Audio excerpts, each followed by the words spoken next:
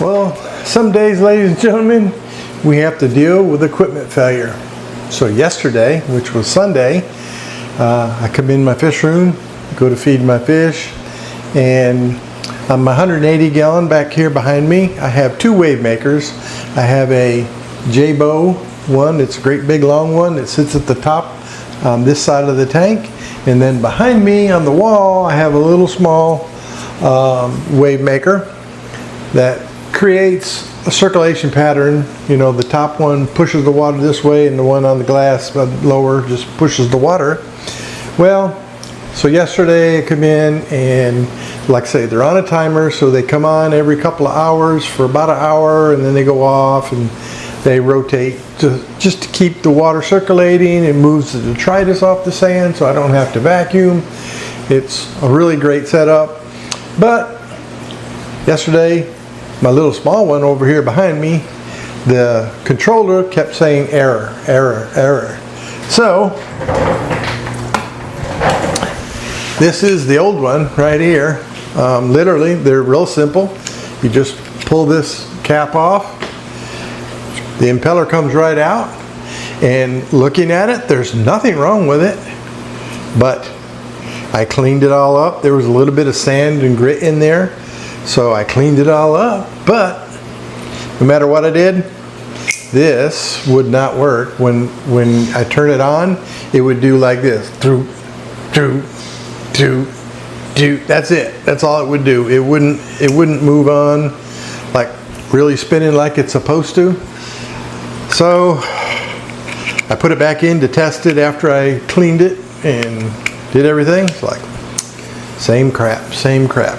So anyway, I ended up buying another one. So yesterday, I ordered one yesterday morning, and I ordered the exact same one.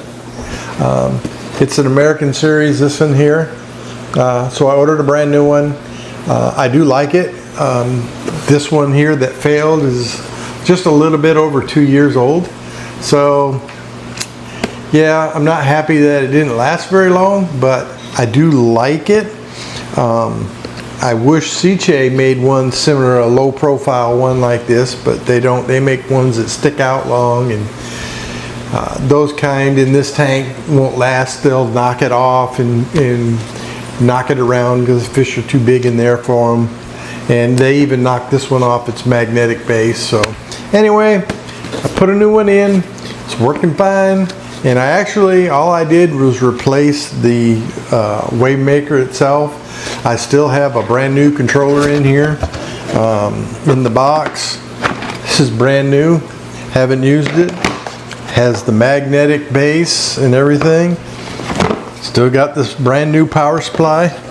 So in the event of the controller or the power supply failing, I have a backup. So anyway, that's what you got to do sometimes.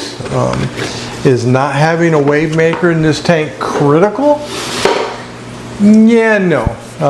For me, it's critical because, as you can see, my tank stays really clean.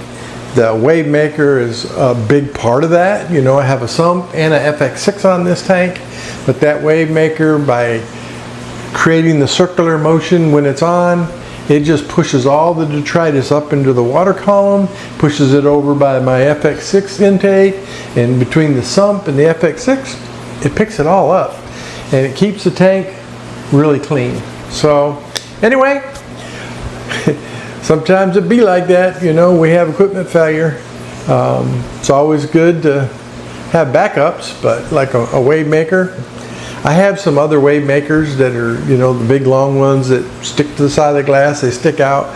I've got several of them, but the problem is with them, in this tank, these fish will knock it over, knock it off, it'll land in the dirt and start blowing sand everywhere. With this small, low profile ones, yeah, they still knock it from time to time, but nowhere near as much as if you have those longer ones that stick out. I'm not a fan of them anymore. I've had them in lots of tanks, but I still have them, but I'm not a fan of them anymore. I like these low profile ones. So it's what it is. Anyway, I hope you have a great week, and Mine started off with failure, so life goes on. Anyway, I hope you all enjoyed it. Please like, share, and subscribe, and I hope you enjoy your week. Alrighty, we're out of here.